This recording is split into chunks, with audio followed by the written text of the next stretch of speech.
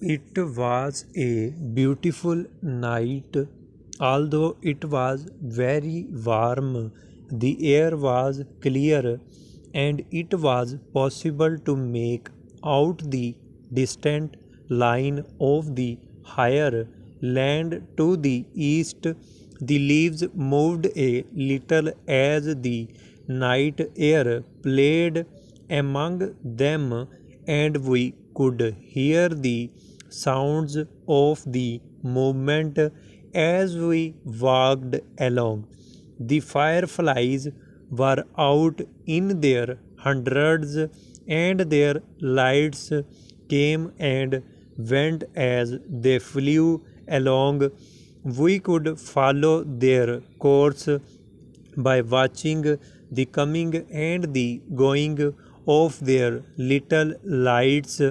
When we first got out of the car and began to walk, we thought that everything was still and soundless, but as we grew used to the night, we found that all was sound and movement.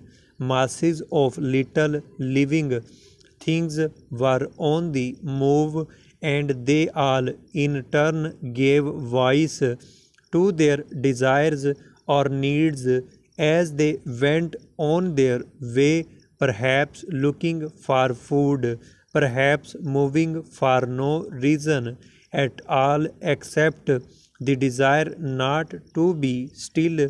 It was dangerous, people said, to walk about after night had fallen.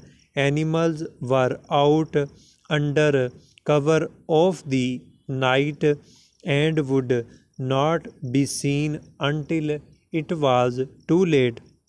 The great water loving animals who kept in the water by day came on land at night, and with their great heavy bodies they could overturn a car.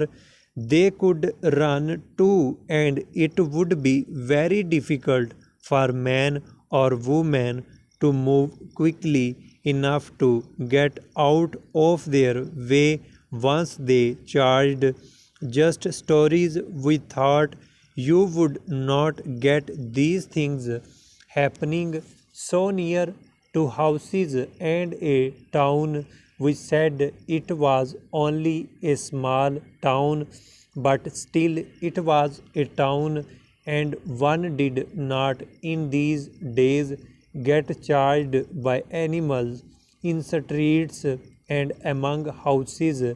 But of course, we were no longer on the streets, and the lights were the little ones of the nearest houses could not be seen. The only lights we saw were the little ones of the fireflies as they went on their way for purposes known only to themselves.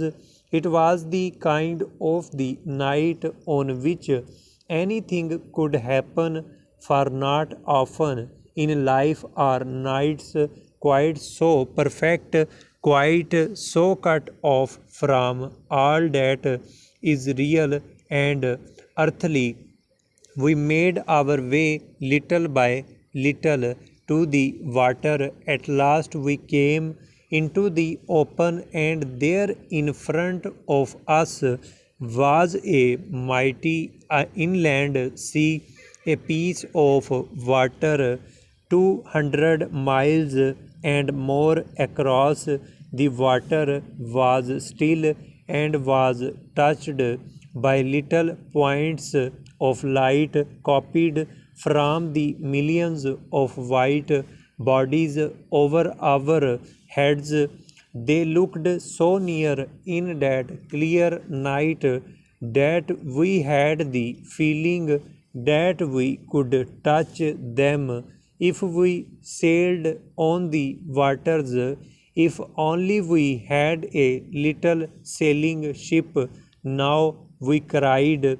If only we could sail away out and out on this still beautiful water. If we sailed away now, said one, I am sure we could never come back. That water is not of this world, I am sure, and when daylight came, we should find ourselves in the great unknown.